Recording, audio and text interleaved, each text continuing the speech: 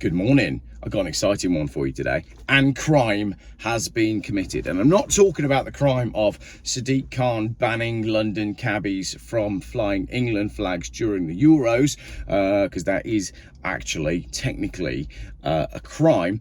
But my bank card's been stolen. Now, interestingly, my last upload on YouTube was yesterday. That was the video from the night before about me driving around talking about my little Proton, which is somewhere in here. Maybe I put it in the house, and talking about my grandpa. I bought that Proton and some sandwich material at Aldi in Worcester at 8:30 on Tuesday night. What happened next, it seems, is I must have left my bank card either on the till or dropped it between the cash till and my car. Now, I parked fairly close, as you'll see in the upcoming videos that are being uploaded about my day out at the Wave. So the card's gone missing in a space of about 40 feet. All right. Now, if I find someone's bank card, what I do is probably hand it into the nearest shop, because you don't know where that person's going to be. Some people like to post it on local Facebook groups, but I'm not really sure that does anything. Anyway, what this person did, who found my bank card, and it's not a bank card I use very often, is they immediately, like straight away, went to McDonald's to see if the card was working. They then spent £5 something at McDonald's in Worcester, the one on the sort of ring roady kind of bit. And obviously they got themselves, £5 worth of McDonald's, at which point they're like, great, we've got this bank card and it's working. The next day, I go down to the Wave. As I said, don't often use that bank card. Didn't need the bank card that day, so I didn't really think anything of the fact that I didn't know where it was, because that often happens. Usually it turns up either in my wife's wallet thing on her phone, like a leather wallet. So I just thought, oh, maybe my wife's got it. Or I tend to take everything out of my pocket, put it on the kitchen table. So I thought it could be on the kitchen table, or it's in one of the other cars. I'm in and out of cars all the time. It could be anywhere, but usually it's not a problem. So I didn't think anything of the fact that I didn't have my bank card with me yesterday. Anyway, I go on my online banking this morning, and there's 2 transactions for McDonald's and 2 for Tesco. And I say to Mrs. Geoff, did you go to McDonald's yesterday? Because we don't go to McDonald's. We are not McDonald's people. We haven't been for a long time. And I'm like, really? You went to McDonald's twice? You went on Tuesday evening, and then you went again on... And then suddenly I'm going, oh, hang on a minute. Because obviously Mrs. Jeff's like, no, I haven't been to McDonald's. So it turns out that what the person's done, as I said, is they've gone straight to McDonald's in Worcester to see if the card is working. Then they've held off for a little bit to see what happens. And then the next day, I think this person lives in Kidderminster, because they go to McDonald's in Kidderminster again. So this person's had 2 McDonald's in 2 days. So it's not a person that makes good, healthy choices, or has a conscience, it seems. So they go to McDonald's in Kidderminster and spend £13, at which point I'm down at the Wave having a good day, and this person's gone, sweet, I've got this bank card and it's working. Then they come back over to Worcester and they go to the big Tesco at St Peter's, just up the road, and they do 2 transactions there, £36 and £42. So they haven't gone completely wild, but all in all they've spent around about £100 of my money. Now I'm me, and I'm pretty chilled out about this sort of stuff.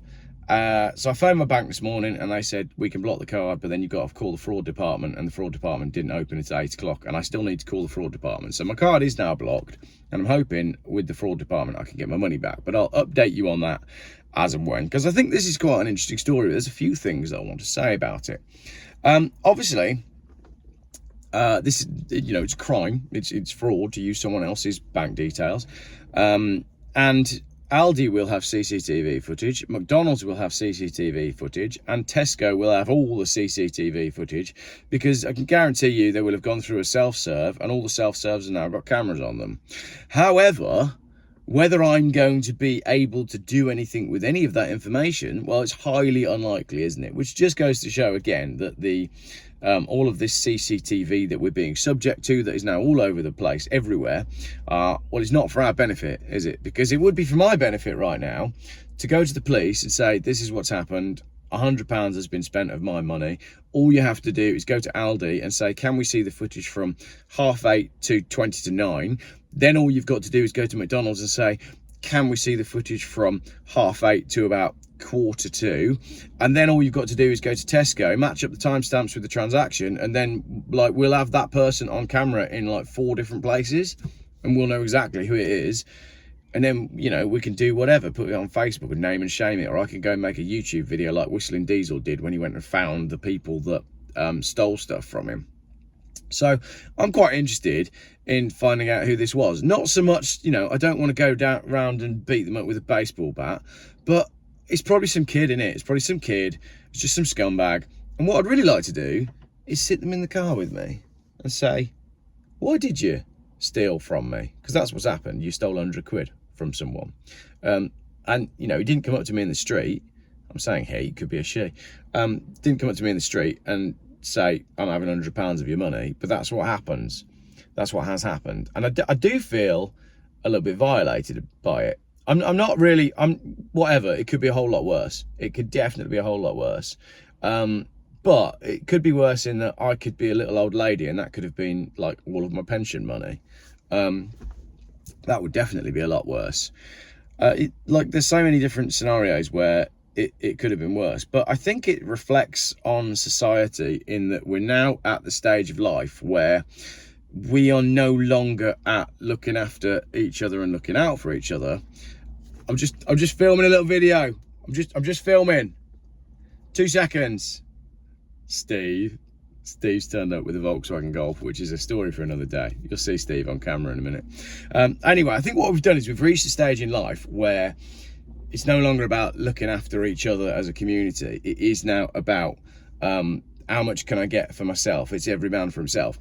And I'm not going to talk about it on this video because I am going to do a little bit more investigating and see where I can get to with this bank card thing. I suspect I'm not going to get anywhere, but that's a story in itself. But I'm going to push it. I'm going to see what else I can find out. And then after I've pushed it and after I've contacted the police and all of the 3 supermarkets, then I'm going to make a video about what happened last year when I lost a wallet with some cash in it. Because that time we had a very honest person who did do the right thing and did hand it into a police station. And then somebody tried to steal the money out of it. So that's a story for another day. Anyway, that's what's going on in my world. I've lost my bank card. I've blocked my bank card. If someone treated you to a McDonald's or anything from Tesco yesterday in either Worcester or Kidderminster, I'd like to hear from you. I'd love to get the person in my car for a little chat to just say, hey, why did you do it? In my head now, I'm like, okay. And I wish the bank statements showed that it was nappies and like baby food and stuff for kids that they needed, or like if they'd gone to Smith's Toys, that would have been great. If they hadn't gone to McDonald's, because that's really bad for you, I'd love it if the transaction had been like they'd gone to Smith's Toys and they'd spent 40 quid. I'd be okay with that. Or whatever, you know, they've taken the opportunity, they've found a bank card and they've gone, do you know what, I'm hard up, I'm going to treat my kid to something, then that'd be great. But the fact that they went to McDonald's twice just tells me the sort of people that I'm dealing with. And then they went to Tesco, and Tesco are like the kings of CCTV anyway, so whoever's got my bank card, they just don't care, do they? But I've blocked the bank card and I will follow this story up. And anyway, Steve's here now with a Mark V Volkswagen Golf with a wooden steering wheel on it. Now, I hate Golfs because I'm not really a Volkswagen Audi person because they just tend to work. They're a bit boring for me, but again, like, I like to help people out when I can. Brother-in-law gets in touch, have you got any cars for sale for about £1,000? I say, no, I haven't really at the moment, but my mate Steve, who's been on the channel before and I've had loads of cars off him, I bet Steve might have something. So I made a phone call to Steve. Steve's got a car. We've worked out a car. Now, that means that my brother-in-law has got himself a half-decent car, which I'm going to go get in a minute.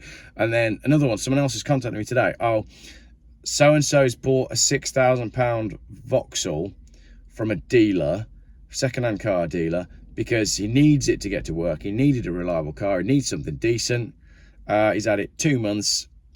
I think he's had it just over the warranty, the standard warranty. Cam belt's gone. Have you got anything you can lend to him? Or you know, have you got anything you can lend to me and I'll lend my car to him?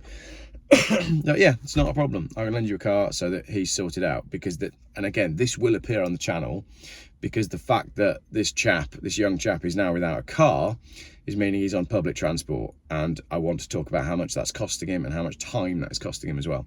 And there's another one as well, person who I'm not going to name, but they might have racked up quite a lot of points on their license and had a rather expensive and quite not fast car, but basically there's a chance that they might end up getting 13 points, and you all know what that means. So they said to me, look, I'm going to sell my expensive car, can you lend me something in the meantime to get me around until I find out if 13 points means that I might spend 6 months unable to drive a car.